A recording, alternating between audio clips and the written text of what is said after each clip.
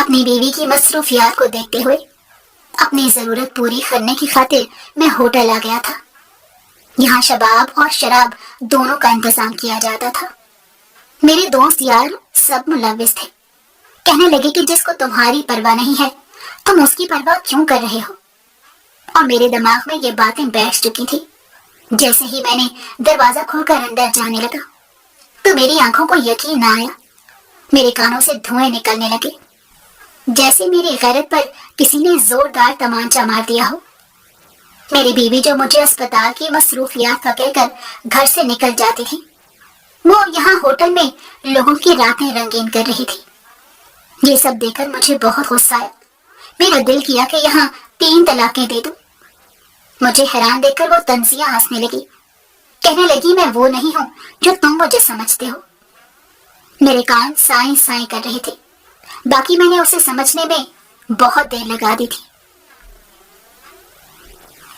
میرا نام دلاور ہے، میرا تعلق اعلیٰ امیر کبیر خاندان سے ہے۔ ہم اسلام آباد کے اعلیٰ شان بنگلے میں رہتے ہیں۔ میں اپنے 7 بھائیوں کے بعد پیدا ہوا۔ میرے ابا کی بہت خواہش تھی کہ کوئی بیٹی ہو۔ ہمارے گھر میں شروع سے کسی صنف نازک کا وجود نہ تھا۔ میری ماں مجھے پیدا کرتے دوران فوت ہو گئی۔ میرے ابا کی خواہش تھی کہ ان کی نازک سی بیٹی ہو جن کے وہ لاڈ اٹھائیں۔ بیٹے تو ویسے بھی ماں کے زیادہ نزدیک ہوتے ہیں، ان سے وہ لاڈ نہیں کیے جا سکتے جس کی بیٹی حقدار ہوتی ہے۔ میرے 7 بھائی مل کر کام کیا کرتے تھے، میں ان سب کا لاڈلا تھا۔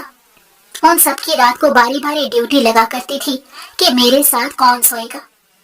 ہم سب بھائیوں میں آپس میں بہت محبت تھی۔ یہ محبت میری ماں کی تربیت کی وجہ سے ہی تھی، جنہوں نے شروع سے ہی ہم سب کو ساتھ رکھنے کی کوشش کی تھی۔ وہ سب ماں کی باتیں کیا کرتے تو مجھے ان کی کمی بہت محسوس ہوتی تھی۔ کاش میں بھی ان سے مل پاتا۔ ہمارے گھر میں کوئی نوکرانی نہ تھی، میرے بھائی سارا کام خود کیا کرتے تھے۔ ہم شروع سے ہی امیر خاندان میں پیدا ہوئے تھے۔ میرے ابا ایک بڑے بزنس مین تھے، انہوں نے اپنے بل بوتے پر اتنے بڑے بزنس کو سنبھالا تھا۔ لوگ ان کی ذہانت پر رشک کیا کرتے تھے۔ بہت کم وقت میں انہوں نے بزنس کو بلندیوں تک پہنچا دیا تھا۔ ہر کوئی کہتا تھا کہ ایسا تجربے کار بزنس مین ہم نے اپنی زندگی میں نہیں دیکھا ہے۔ شاید اسی وجہ سے انہیں نظر لگ گئی اور ان کا ہنستا بستا گھر اب ویران ہو چکا تھا۔ کہتے ٹھیک ہے لوگ کہ گھر میں رونق عورت کے دم سے ہوتی ہے، جب عورت نہ ہو تو گھر ویران ہی لگتا ہے۔ اب شریک حیات کی موت کے بعد انہوں نے خود کو گھر تک مختصر کر لیا تھا، لوگوں میں اٹھنا بیٹھنا چھوڑ دیا تھا، امیر پارٹیوں میں آنا جانا بھی چھوڑ دیا تھا، بلکہ اگر کوئی ان سے ملنے آتا تو بہت کم ہی کسی سے ملاقات کرتے تھے۔ ہر وقت اماں کی تصویر لے کر ان سے باتیں کیا کرتے تھے۔ لوگ انہیں دیوانہ سمجھنے لگے تھے، کہنے لگے تھے کہ تمہارا باپ تو کام سے ہی گیا ہے، زندگی یوں کسی کے جانے سے رک نہیں جاتی، تمہارے باپ نے خود کو کمرے میں بند کر لیا ہے۔ ہم نے ان کا ڈاکٹری علاج کروانے کی بھی کوشش کی، بھائی انہیں زبردستی باہر لے کر آتے تو وہ کچھ دیر بعد پھر کمرے میں بند ہو جاتے تھے۔ کہتے تھے کہ اب زندگی میں وہ رونق نہیں رہی اور نہ ہی کسی سے بات کرنے کو دل کرتا ہے، تم لوگ اپنی زندگیاں جینا شروع کر دو۔ مجھ پر بھی ان کا دھیان ہٹ چکا تھا۔ میری پرورش بھی میرے بڑے بھائی نے کی۔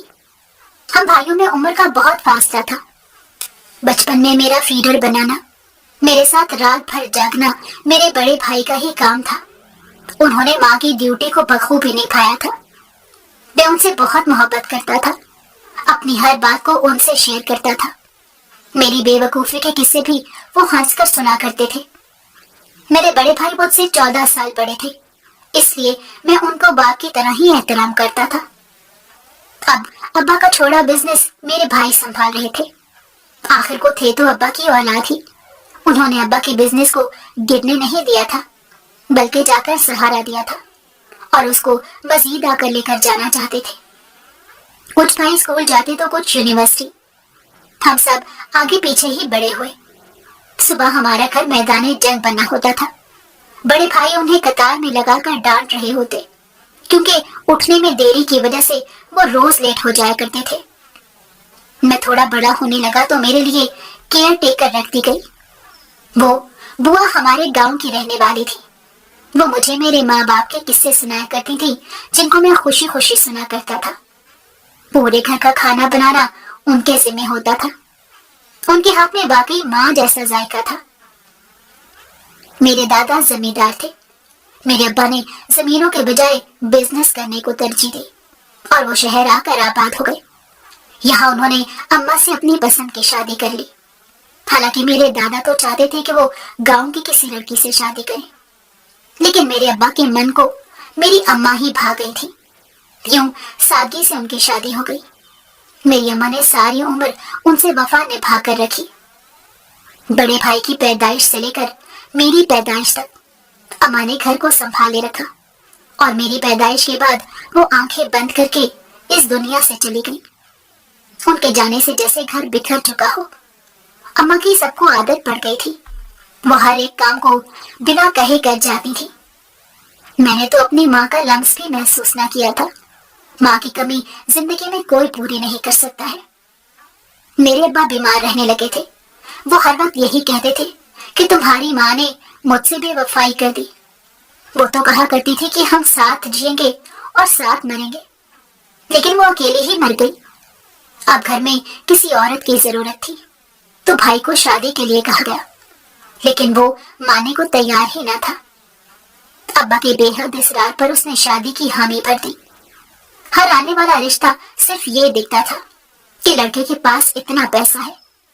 वो हम भाइयों को एक दूसरे से दूर करना चाहते थे, जबकि हम तो भाई की शादी कर ही इसी वास्ते रहे थे कि हमारे लिए भी एक माँ जैसी भाभी आ जाएगी। लेकिन आज के दौर में ऐसी लड़की ढूंढना निहायत मुश्किल काम है। हर किसी को हमारी दौलत से वास्ता था। फिर भी अब्बा ने अपनी जिंदगी में ही हम सब भाइयों के नाम दौलत को बांट दिया था। मेरा बड़ा भाई अब्बा के काम को संभाल रहा था। वो मेरी हर जरूरत को पूरा कर देता था। धीरे धीरे मैं स्कूल जाने लगा। दोस्त यार बनने लगे। मुझे जिंदगी में कभी किसी चीज की कमी ना रही थी। एक माँ की कमी थी। मोहब्बत करने वाले भाई थे। आखिर को बहुत तगोदो के बाद एक लड़की मेरे भाई को पसंद आ ही गई, जो ये इकरार करती थी कि वो उनके भाइयों का अपनी औलाद की तरह ख्याल रखेगी। हमारी माँ की मौत को तो 5 साल गुजर चुके थे और अब्बा का रवैया आज भी वैसा ही था। भाई की शादी पर हम सब बहुत खुश थे। आखिर को भाभी ने आ जाना था, लेकिन भाभी का रवैया हमारे साथ माँ के बजाय भाभी जैसा ही था। भाभी कभी माँ नहीं बन सकती। मुझे बस एक दुख था कि काश मेरी माँ जिंदा होती, जिसे मैं अपने दुख सुख बांट सकता। बाप तो होते हुए भी खुद को कमरे में बंद कर चुका था और आखिर कब तक वो तन्हाई में जीते। एक रोज वो हमें छोड़कर इस दुनिया से चले गए थे। मैं उस वक्त 5वीं क्लास में था। 10 साल जाने उन्होंने किस तरह अपनी बीवी से जुदाई में काटे थे। हर रोज सुबह उनकी अम्मा से जिक्र सी होती थी और शाम को भी वो अम्मा का जिक्र करते ही सो जाया करते थे। भाई अपनी जिंदगियों में मसरूफ थे। बचपन जैसा माहौल ना रहा था। हर एक की अब अपनी जिंदगी थी। बड़े भाई ने तो शादी कर ली थी, लेकिन उनकी बीवी हमसे खींची खींची सी रहती थी। जिस बहू को सादगी से ब्याह कर लेकर आई थी, पहले महीने तो उनका रवैया ठीक रहा, फिर धीरे धीरे वो भाई को अपनी तरफ करने लगी। भाई का ध्यान भी उन पर लगा रहता था। वो मुझे वक्त ही ना दे पाते थे। वो चाहती थी कि अब उनकी अपनी औलाद हो और भाई अपने भाइयों के अलावा भी कुछ सोचे। वो हर वक्त भाई को खुद में मसरूफ रखती थी और उनके सामने ऐसा ड्रामा करती थी कि उनसे ज्यादा तो हमारी फिक्र किसी को नहीं है। बड़े भाई तो समझदार थे, इसलिए वो रोने धोने की बजाय आराम से अलग हो गए। मैं भाई के पास जाता तो रोज भाभी के साथ उन्हें कहीं निकलना होता था। बच्चा था, बहुत रोया था। अब ये समझने में वक्त लगना था कि कहीं जबरदस्ती अपना कयाम नहीं रखा जा सकता। जिस रिश्ते में गुंजाइश न रहे, वहां से अलग इख्तियार करना ही बेहतर होता है, वरना खूनी रिश्ते भी बोझ बन जाते हैं। अकेले में अल्लाह से शिकायत भी की थी कि उन्होंने अम्मा को अपने पास बुला लिया था, तो मुझे इन लोगों में क्यों छोड़ गई। माँ की कमी कोई पूरी नहीं कर सकता। जब वालिदैन हयात हों तब एहसास नहीं होता, मगर उनके बाद हर चीज पर नजरिया मुख्तलिफ हो जाता है। हम चाह कर भी ना वक्त वापस ला सकते थे और ना ही किस्मत का लिखा टाल सकते थे। मुझे समझ आ गई थी कि अगर मैं मजीद इन लोगों के दरमियान रहूंगा तो एहसास कमतरी का शिकार हो जाऊंगा। मुझे हर वक्त इस बात का रोना लगा रहेगा कि मेरे पास माँ नहीं, मुझे कोई तवज्जो नहीं देता। उनका रवैया भी मुझे ज्यादा चुभने लगेगा। कल को भाइयों के बच्चे हो जाने थे, फिर उनकी अपनी जिंदगियां होनी थी। अब मैं कब तक उनकी जिंदगियों में उनसे उम्मीद लगाकर बैठा रहता। हर इंसान की जिंदगी में आने वाले वक्त में तरजीहात बदल जाती हैं। इसलिए मैंने बोर्डिंग स्कूल में पढ़ना शुरू कर दिया था। घर में किसी को मेरे इस फैसले से एतराज भी ना था। सबने कहा कि उसने अपना देखभाल कर ही फैसला लिया होगा। वैसे भी पैसों की कोई कमी न थी। मेरी भाभी को मेरा वहां रहना ज्यादा पसंद भी ना था। उन्हें अच्छा ना लगता था कि भाई मुझे वक्त दे देते थे। ये बात वो मुंह से तो कभी ना कहती थी, लेकिन मुझे सब समझ आता था। शादी से पहले यही भाभी थी जो भाई को कहा करती थी कि आपके भाई मेरे बच्चों की तरह हैं। क्या हुआ अगर वो भी हमारे साथ रह लेंगे, मैं उन्हें पाल लूंगी। आपका छोटा भाई तो हमारे बच्चों की तरह ही है, वो मुझे अपनी माँ की तरह पाएगा। लेकिन ये सिर्फ कहने की बातें होती है। हर रोज रात को माँ की तस्वीर सिरहाने रख के सोता था। जब तक बाप जिंदा था तब तक फिर भी कुछ जिम्मेदारियों का एहसास ना था, लेकिन जैसे ही बाप मरा तो यूं लगा कि जैसे सर के ऊपर से छत छीन ली गई हो। बोर्डिंग स्कूल में बाहर का खाना खाने की आदत पड़ चुकी थी। घर का जायका तो भूल ही गया था। कुछ यार दोस्त भी बना लिए थे, वो भी मेरी तरह अमीर कबीर खानदान से ताल्लुक रखते थे। किसी के वालिदैन एक दूसरे से जुदा होकर अपनी अलग अलग जिंदगी गुजार रहे थे। उनके पास उनके बच्चों के लिए वक्त ही न था, इसलिए उन्हें बोर्डिंग स्कूल में डाल दिया गया। कुछ मेरे दोस्त ऐसे थे जिनकी माँ साथ होते हुए भी उनसे बेगानी थी। उसके लिए अपना आप, अपना लाइफस्टाइल, अपनी जिंदगी सबसे ऊपर थी। यूं अगर कोई बाहर से देखे तो हसरत से देखेगा कि इन अमीर लोगों की जिंदगी में हर सुकून है, लेकिन हम सबकी जिंदगियों में खला थी। एक बेसुकूनी थी जिसको भरने के लिए हम उल्टी सीधी हरकतें किया करते थे। छोटी उम्र से ही हमारे हाथों में फोन थमा दिया गया था। कोई रोकने टोकने वाला भी न था। जो जो दिल चाहता था देख लिया करते थे। वक्त से पहले ही मासूमियत जा चुकी थी। अब तो मुझे भी फर्क ना पड़ता था कि कौन भाई मुझे वक्त दे रहा है और कौन मुझसे पीछा छुड़ा रहा है। हर कोई अपनी फैमिली बनाने में मगन था। मेरे दूसरे भाई की भी शादी हो चुकी थी। मैं दावत में मेहमानों की तरह गया, भाभी को सलाम किया और अगले दिन ही वापस अपने हॉस्टल को लौट आया था। अब घर में मेरा दिल नहीं लगता था। अगर कोई घर में बांध कर रखना भी चाहे तो वहां मौज मस्ती करने के लिए दोस्त ना होते थे। ठीक कहा जाता है कि बुरे वक्त में कभी बेगाने भी आपका मरहम बन जाते हैं। इस वक्त तो काटना तो था ही। ईद भी हमारी कैसी ही ईद थी जहां अपने साथ मिलकर ना बैठे। मेरे भाई अपनी बीवियों को लेकर अपने ससुराल चले जाते थे। सारा दिन सोता रहता था। अगर माँ होती तो कपड़े पहनने को कहती, तैयार होकर कुछ तारीफ करती। कभी दोस्तों के साथ बाहर निकल गया। धीरे धीरे जैसे जवानी की दहलीज में कदम रख रहा था। लड़कियों के साथ उठना बैठना भी शुरू कर दिया था। कॉलेज में जाते ही पढ़ाई का तो कोई झंझट ना था। शुरू से ही पढ़ने लिखने वाला मैं इंसान ही ना था और ना ही किसी ने मुझे कभी किसी ग्रेड पर डांटा था। भाई हर महीने अच्छी खासी रकम दे दिया करते थे, जिससे मेरा महीना आराम से गुजर जाता था। इस बात पर भाभी का एतराज बनता भी न था, क्योंकि इस बिजनेस में जितना भाई का हिस्सा था उतना ही मेरा हिस्सा था। भाई के बच्चे हुए, उनसे मेरा खास कोई लगाव न था। भाइयों से भी अब पहले की तरह बनती न थी। वो बचपन अब लौट कर थोड़ा आना था। जिस भाभी को हम घर में यकजा रखने के लिए लाए थे, उन भाभी के रवैये की वजह से ही हम सब भाई अलग अलग होकर रहने लगे थे। हर एक ने अपना अलग मकान ले लिया था। हर कोई वहां अपने दोस्त यार या बीवियों के साथ रह रहा था। अगर माँ हमें यूं देख लेती तो शायद वो मायूस होती। उन्होंने तो शुरू से यही तरबियत की थी कि वक्त चाहे जैसा भी हो, आप सब भाइयों ने मिलकर रहना है। कभी कभार आपकी दौलत भी आपसे रिश्ते छीन लेती है, عورتیں ہی گھر بسا سکتی ہیں اور توڑ بھی سکتی ہیں۔ اگر ہماری بھابیاں مل کر آپس میں رہتی تو شاید ہم سب بھائی ہنسی خوشی ایک ساتھ زندگی گزار رہے ہوتے۔ میں بھی ان غلط راستوں کی طرف بھٹکا ہوا نہ ہوتا۔ میں اپنی زندگی میں سکون تلاش کرنے کے لیے ادھر ادھر بھٹک نہ رہا ہوتا۔ ہر ایک انسان کی زندگی میں کوئی نہ کوئی آزمائش ہوتی ہے۔ غریب لوگ ہماری زندگیوں کو دیکھ کر یہ تو کہہ دیتے ہیں کہ اس کے تو مزے ہیں، اس کو تو عیاشی کرنے کے لیے ہر چیز میسر کی گئی ہے۔ ہر انسان کی زندگی میں کوئی نہ کوئی خامی تو ضرور ہوتی ہے۔ کسی کے پاس رشتے ہوتے ہیں تو دولت نہیں ہوتی کہ وہ ان رشتوں کو خوش رکھ سکے، اور کچھ کے پاس رشتے نہیں ہوتے تو ان کے پاس بے تحاشا دولت ہوتی ہے۔ مجھے کسی ایسے شخص کی تلاش تھی جو مجھ سے محبت کرے، جس کے لیے میں ضروری ہوں۔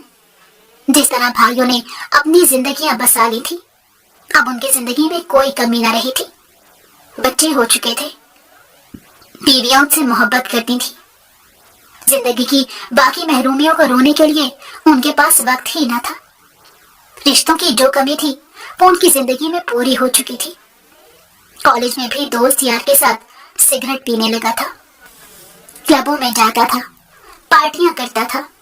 شراب کے ساتھ شباب بھی مل جاتے تو محفل کا مزہ دوبالا ہو جاتا تھا، لیکن پھر بھی دل میں سکون نہیں تھا۔ گھر آ کر وہی خاموشی کا سامنا کرنا پڑتا تھا۔ کوئی استقبال کے لیے کھڑا نہ ہوتا تھا، کوئی دعا میں مانگنے والا ہاتھ میرے لیے نہ اٹھتے تھے۔ بھائی نے بظاہر تو ہر چیز کی کمی پوری کر دی تھی، لیکن ایک محبت تھی جو وہ نہ دے سکے تھے۔ مہینوں ہماری بات نہ ہوتی تو کبھی انہوں نے بھی فون ملانے کی زحمت نہیں کی تھی۔ ایک طرح کے ماحول میں انسان رہتا رہتا اکتا جاتا۔ پڑھنے میں تو میں ویسے بھی اچھا نہ تھا۔ کالج کی پڑھائی ختم ہوئی تو آگے بزنس بڑھانے کا سوچا۔ ڈاکٹری یا انجینئرنگ کرنا میرے بس کا کام نہ تھا۔ دوستوں یاروں نے بھی میرے ساتھ وہیں داخلہ لے لیا۔ ہم سب امیر باپ کی اولاد ہیں، پیسوں کی تو کوئی کمی نہ تھی۔ کوئی بھی ہم میں سے ایسا نہ تھا جسے کمانے کی فکر لاحق ہو۔ من پسند موسم بھی وہی ہوتا ہے جس سے دل کے تار جڑے ہوں، ورنہ ہر موسم اپنے اندر کوئی نہ کوئی خاصیت ضرور رکھتا ہے۔ ہمارا پسندیدہ موسم کبھی کبھی تکلیف دہ بن جاتا ہے۔ اس موسم میں ہم سے بچھڑنے والے کی یادیں جڑی ہوتی ہیں تو کئی دفعہ ایک شخص کے بعد ہمارے اندر ڈر بھی ختم ہو جاتا ہے۔ جس موسم میں ہم ڈر سے چھپ جاتے ہیں، اسی موسم میں ہم خود کو اذیت دے کر خود کو یقین دلاتے ہیں کہ اب ہمیں اس موسم سے ڈر محسوس نہیں ہوتا۔ حالانکہ ہم کبھی اس طرح کر کے خود کو حالات کے دھارے پر چھوڑتے ہیں تو کبھی خود کو جینے کے لیے دلاسا دیتے ہیں کہ اب ہم میں اگر وہ شخص باقی نہیں ہے تو ڈر بھی باقی نہیں رہا۔ کہتے ہیں کہ بچھڑنے والے کی کمی کوئی پوری نہیں کر سکتا۔ اگر ایسا کہتے ہیں تو اس میں کچھ غلط نہیں کہا جاتا، لیکن ہاں، ہم اس ایک شخص کے لیے زندگی کو بھرپور کوشش سے جیتے ہیں۔ اس طرح بے شک ہم ریزہ ریزہ ہو جاتے ہیں، لیکن ہم بے شک وقت نہ جیے لیکن بہترین اداکار کی طرح گزار لیتے ہیں۔ یونیورسٹی کے 4 سال موج مستی میں گزر گئے۔ دوستوں کے ساتھ باہر گھومنا پھرنا، دوسرے ملکوں میں جانا، عیاشی کرنا، کلب میں پارٹیاں کرنا، یہی ہمارا مشغلہ رہا تھا۔ پڑھائی لکھائی میں تو اتنے خاص نہ تھے، استاد کو ساتھ ساتھ کھلا پلا کر خوش کر دیا کرتے تھے۔ اسی طرح ہم نے ڈگری پاس کی تھی۔ ڈگری پاس کرتے ہی روز یار بھی اپنے ابا کے کہنے پر کاموں میں لگ گئے۔ اب کمانے کو ہاتھ پاؤں تو مارنے ہی تھے۔ ساری زندگی موج مستی کر کے تو گزاری بھی نہیں جا سکتی۔ جب تک انسان کمائے نہ، وہ بھرم سے 4 لوگوں میں عزت سے بیٹھ نہیں سکتا، چاہے وہ امیر گھرانے کا چشم و چراغ ہو یا غریب گھر کا بیٹا ہو۔ میری بھابیاں بھی چاہتی تھی کہ ان کے شوہر پر ساری ذمہ داری نہ رہے، بلکہ میں اپنی ذمہ داری کو اٹھا لوں تاکہ ان کے شوہر زیادہ کام نہ کر سکیں۔ جب میرا خرچ مجھے مل ہی رہا ہے تو مجھے کام کرنا بھی چاہیے۔ بھائی بھی مجھے ہر روز کہا کرتے تھے کہ اب تمہاری تعلیم مکمل ہو گئی ہے، اب تم ہمارے ساتھ بزنس میں لگ جاؤ۔ یونیورسٹی ختم ہونے کے بعد بھائی کے اصرار پر میں کام پر جانے لگا تھا۔ ویسے بھی اس کے بعد کوئی اور راستہ نہ تھا۔ آخر کب تک بھائی مجھے کھلاتے اور خود محنت کرتے رہتے۔ मुझे अपना काम अलहदा से संभालना ही था। इस वजह से मैंने अब्बा के बिजनेस को खुद संभालना शुरू किया। मेरी दिन रात मेहनत की वजह से कंपनी मजीद तरक्की करने लगी थी। बेशक हम सब भाइयों के घर अलहदा हो गए, बिजनेस अभी भी एक ही था। नफा हो या नुकसान एक साथ देखते थे। मैं तेज दिमाग था, इसीलिए इस वजह से बिजनेस को जल्दी से ही समझ गया था, उसकी ऊंच नीच को समझ गया था। मेरे भाई भी मुझसे बहुत खुश थे, कहने लगे कि तुमने साबित कर दिया है कि तुम हमारा ही खून हो। वो कभी मुझे किसी चीज से रोकते ना रहे, ताकि उन्हें मालूम ना था कि मैं किस तरह की एक्टिविटी कर रहा हूँ। लेकिन उन्हें पाबंदी लगाने का शौक ना था। मुझसे बड़े सभी भाई इस अरसे में शादी कर चुके थे, उनका खुशहाल घराना था। अब वो मुझे भी यही नसीहत करते थे कि जिंदगी में सुकून असल तो फैमिली बनाने के बाद ही आता है। घर जाओ तो कोई आपका इंतजार करती होगी। मैं उनकी बात पर हंस दिया करता था। इस बारे में अभी मैंने खुलकर सोचा ना था, लेकिन धीरे धीरे मुझे भी इस बात का एहसास होने लगा था। अब दोस्त यार भी अपने कामों में मगन थे। कभी कभार हम मिल लिया करते थे और रोज अपनी किस्से कहानी सुनाने को कोई लड़की तो होनी चाहिए थी। मैं अपनी पसंद की लड़की से शादी करना चाहता था। इसी दौरान मेरी मुलाकात रिमशा से हुई। वो डॉक्टर थी और मेरा अस्पताल जाना अपने दोस्त की वजह से हुआ। उससे बात करते ही मुझे अंदाजा हुआ, ये बहुत मोहब्बत करने वाली और जिंदा दिल लड़की है। मुझे ऐसी लड़की की तलाश तो थी जो मेरी जिंदगी को आकर खुशियों से भर दे, और इसी ख्वाहिश को लेकर मैं उसके बारे में सोचने लगा। मैं यूं ही राह चलती लड़की को एकदम से शादी के बारे में तो कह नहीं सकता था। वो ना जाने मेरे बारे में क्या सोचती। दोस्त की खैरियत मालूम करने के बहाने मैं उससे 2-3 बार बात कर चुका था, और निहायत ही मिजाज से हंसकर मेरी बात का जवाब दिया करती थी, और यही मुझे उसकी खूबी लगती थी। वो हर मरीज का ख्याल रखती थी। धीरे धीरे मेरी दिलचस्पी रिमशा में बढ़ने लगी और हमारी दोस्ती हो गई।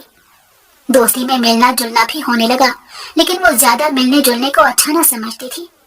इसलिए उसकी ख्वाहिश का एहतराम करते हुए हम कभी महीने में 1-2 बार मिल लिया करते थे। फिर मुझे एहसास हुआ कि मुझे रिमशा से मोहब्बत हो गई है। उसके बगैर जीना भी अब मुमकिन नहीं लगता है।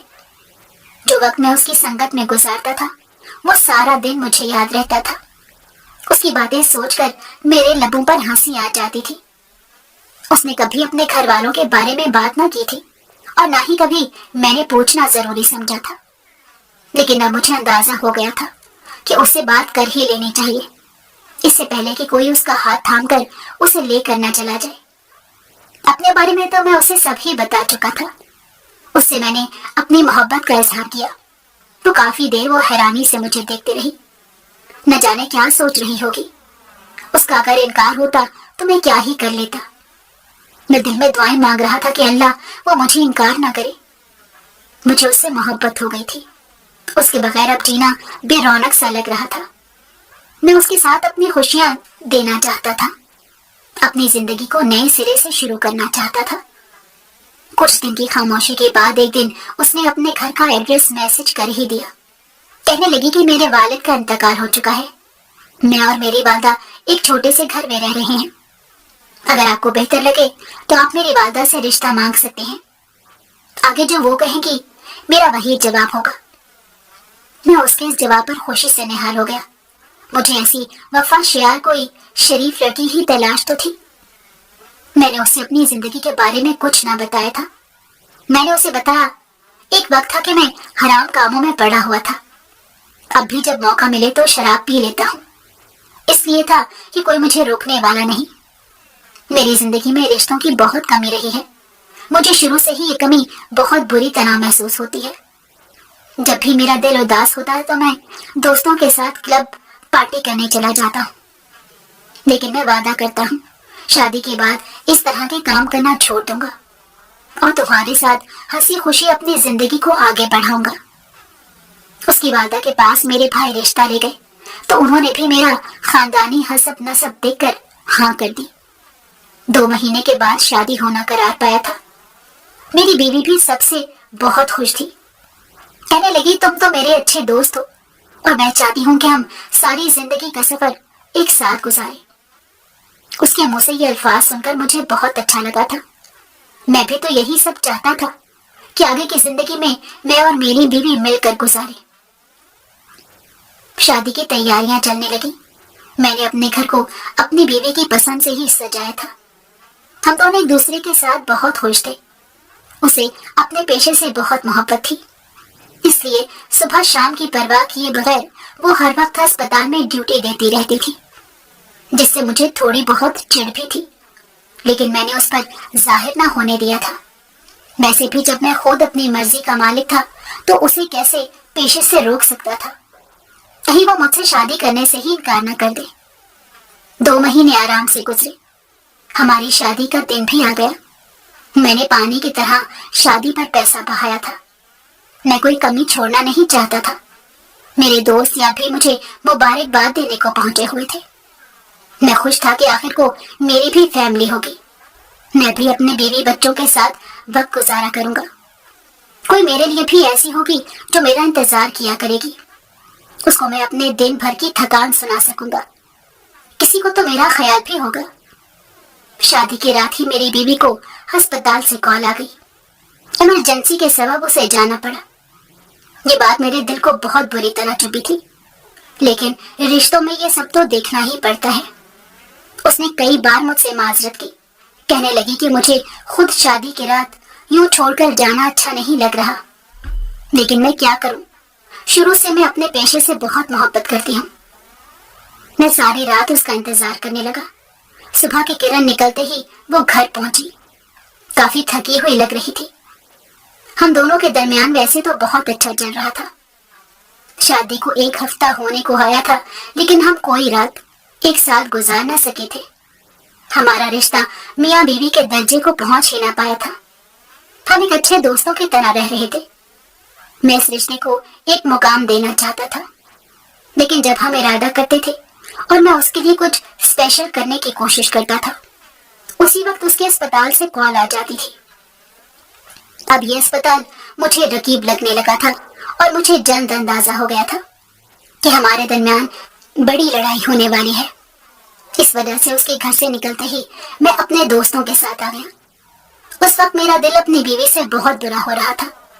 اس کو میرا احساس ہی نہیں تھا۔ ٹھیک تھا، اسے اپنے پیشے سے پیار تھا، لیکن اب اس کے ساتھ ایک اور رشتہ جڑ چکا تھا۔ اب اس کے کاندھوں پر ایک بیوی کی ذمہ داریاں بھی تھیں۔ آخر کب تک وہ اپنی ذمہ داریوں سے غافل رہے گی؟ میں ایک مرد ذات تھا، میری بھی کوئی خواہشات تھی، میرے بھی احساسات تھے، میری بھی ضروریات تھی، جس کو پورا کرنا میری بیوی کی ذمہ داری تھی۔ میں نہیں چاہتا تھا کہ وہ پیشے کو خود پر اتنا سوار کر لے کہ وہ ہمارے رشتے کو ہی بھول جائے، اور میں نے ارادہ کر لیا تھا کہ آج جیسے ہی وہ گھر آئے گی میں اس سے 2 ٹوک صاف لفظوں میں بات کروں گا، تاکہ ہمارے رشتے کو آگے ایک راستہ مل سکے اور مجھے بھی سمجھ آ سکے کہ میں اپنی بیوی کے ساتھ خوش رہنا چاہتا ہوں۔ میں نے زندگی میں جو سوچا تھا ویسا تو کچھ ہو نہیں رہا تھا۔ میرا دل بہت برا ہو رہا تھا، اس لیے کچھ وقت اپنے دل کو بہلانے کو اپنے دوستوں کے ساتھ کلب آ گیا، یا یہ کہا جائے کہ وہ زبردستی مجھے اپنے ساتھ کلب لے آئے تھے۔ کہنے لگے کہ شادی کے بعد تو بدل ہی گیا ہے، بیوی کے قدموں میں ہی بیٹھ گیا ہے، آج تو ہمارے ساتھ کوئی پارٹی کر۔ میں نے کہا یار کون سا بیوی کے قدموں میں بیٹھا ہوں، وہ بیوی تو میرے ہاتھ بھی نہیں آ رہی۔ جس دن سے ہماری شادی ہوئی ہے ہر رات اس کی اسپتال میں ڈیوٹی لگ جاتی ہے، اور مریضوں سے ہمدردی اسے اپنے شوہر سے بھی زیادہ ہے۔ سب مجھ پر ہنسنے لگے، کہنے لگے ہم نے تو پہلے ہی کہا تھا کہ شادی کے جھنجٹ میں نہ پڑو، لیکن تمہیں ہی اس بات کی جلدی تھی۔ لیکن اب اس بات پر کیا ہی کیا جا سکتا ہے، آ جاؤ کچھ دیر کے لیے اپنا غم بھلا دو۔ میں نشے کی لت میں لگ پڑا۔ اس کے بعد دوست یار کہنے لگے تیرے لیے بہترین انتظام کیا ہے۔ وہ مجھے لے کر ہوٹل میں پہنچ گئے۔ میں ان کو انکار کرتا رہا، لیکن وہ زبردستی کہنے لگا کہ مجھے جانا ہی پڑا۔ کمرے کے اندر جاتے ہی نشے میں بھی میری آنکھیں کھل گئی۔ سامنے بیٹھے وجود کو دیکھ کر جیسے مجھے کرنٹ سا لگ گیا۔ وہ مجھے یوں حیران ہوتا دیکھ کر خود بھی جیسے حیران ہوئی۔ میں نے کہا کہ تم یہاں کیا کر رہی ہو؟ اپنے اسپتال میں ڈیوٹی کے بہانے تم یہاں ڈیوٹی دے رہی ہو؟ اس سے میری رگیں پھول گئی تھی۔ اس نے میری غیرت پر گہرا وار کیا تھا۔ شاید میرا دوست میری بیوی کو اتنے اچھے سے نہ پہچانتا تھا، ورنہ میری دوستوں میں کیا ہی عزت رہ جاتی۔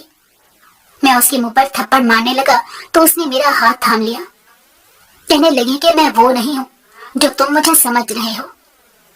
میں نے کہا کہ اب تم مجھے پہچاننے سے بھی انکار کر دو گی؟ آخر وہ تبھی شادی کے بعد سے تم ایک رات بھی میرے ساتھ نہیں رکی ہو۔ میں تو تمہیں بہت اچھی لڑکی سمجھتا تھا، تمہارے ساتھ زندگی گزارنا چاہتا تھا، آخر کو تم یہاں کیا کر رہی ہو؟ وہ ہنسنے لگی، کہنے لگی کہ تم جیسے مرد یوں ہی گلی محلے کی عورتوں میں منہ مارتے رہتے ہیں۔ تم پہلے اپنی بیوی کو فون کر کے پوچھ لو، یہ نہ ہو کہ بعد میں تمہیں پچھتانا پڑ جائے۔ میں غصے میں اپنی بیوی کو فون ملانے لگا۔ مجھے معلوم تھا کہ اس نے وہیں فون چھپا رکھا ہوگا، لیکن دوسری طرف سے میری بیوی جیسی آواز نکال کر کوئی عورت بولنے لگی۔ میں نے کہا کہ تم نے اچھا ڈرامہ کیا ہے، اتنے عرصے سے تبھی مجھے پاگل بناتی رہی ہو۔ آخر کو تمہارا شادی کرنے سے مطلب ہی کیا تھا؟ اس طرح باہر راتیں گزار کر تم مجھ سے زیادہ کما لیتی ہوگی۔ میں اسے زبردستی لے کر آیا، گھر لا کر کمرے میں بند کر دیا۔ جیسے ہی صبح ہوئی میرے ہوش واپس آنے لگے تو میری بیوی کی ہم شکل میرے سامنے بیٹھی تھی۔ میں حیران ہوا کہ وہ کمرے سے کیسے نکل گئی ہے۔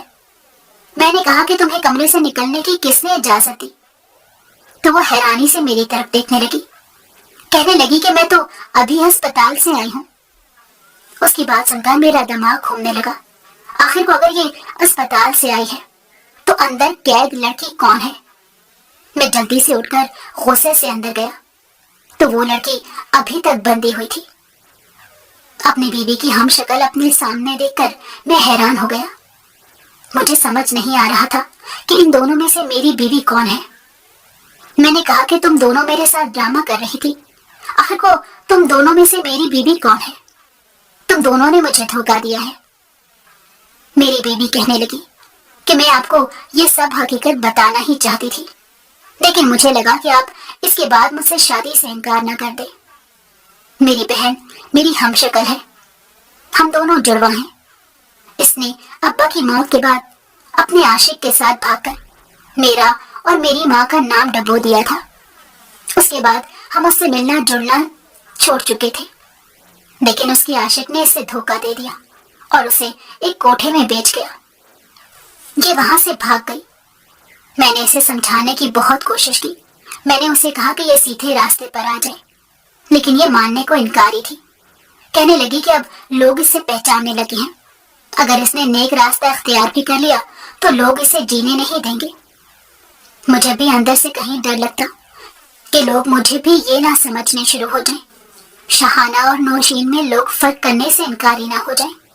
اس لیے میں کم ہی ملنے جلنے لگی تھی، خود کو اسپتال تک مختصر کر لیا تھا۔ جب تم نے میری طرف قدم بڑھائی تو میں اس وقت کئی بار تمہیں بتانے کی کوشش کرنے لگی، لیکن میری ماں نے مجھے اپنی قسم دے رکھی تھی۔ وہ چاہتی تھی کہ اتنے عرصے بعد اگر کوئی اچھا رشتہ آیا ہے تو وہ بھی ہاتھ سے نہ چلا جائے۔ ہر ماں کی طرح انہیں بھی میرے حوالے سے کچھ خدشات تھے۔ اس کی دوسری بہن تنزیہ مسکرا کر مجھے دیکھ رہی تھی۔ مجھے دل ہی دل میں شرمندگی ہوئی اور ایک سکون بھی ملا کہ میری بیوی ان سب میں ملوث نہیں ہے۔ وہ کہنے لگی لیکن تمہیں میری بہن کہاں سے ملی؟ تو میں شرمندگی سے سر جھکا گیا اور کہنے لگا کہ ہماری شادی کو اتنا عرصہ ہو گیا ہے، اب تمہیں بھی سمجھ جانا چاہیے کہ تمہارے کاندھوں پر میری بھی ذمہ داری ہے۔ تم اپنے شوہر کو یوں بھول گئی جیسے اس کی کوئی ضرورت ہی نہ ہو۔ دوستوں کے پاس گیا تو انہوں نے زبردستی شباب کا انتظام کر دیا، اس میں میرا کوئی قصور نہیں ہے۔ ہاں میں گناہ کر لیتا اگر یہ لڑکی وہ نہ ہوتی، لیکن میں نے اسے چھوا تک نہیں ہے۔ تم اپنی بہن سے پوچھ سکتی ہو۔ مجھے بھی وقت چاہیے، ساری زندگی میں اپنے والدین کی موت کے بعد رشتوں کو ترس رہا ہوں، اکیلے کاٹی ہے ساری زندگی، اب مزید نہیں کاٹنا چاہتا۔ تمہیں میری بیوی کی ذمہ داریوں کو سمجھنا ہوگا۔ کچھ دیر تک تو وہ حیرانی سے مجھے دیکھتی رہی اور کمرے میں بند ہو گئی۔ مجھے نہیں معلوم تھا کہ آگے اس کا فیصلہ کیا ہوگا۔ اور مجھے کافی حیرانی ہوئی تھی کہ وہ سامنے کھڑی لڑکی میری سال ہی تھی۔ اس کو گھر سے رخصت کرنے کے بعد میں اپنی بیوی کو منانے لگا۔ وہ خاموشی سے میری جانب دیکھنے لگی، کہنے لگی کہ مجھ سے غلطی ہو گئی، اتنے عرصہ میں نے آپ سے آنکھیں موڑ لی۔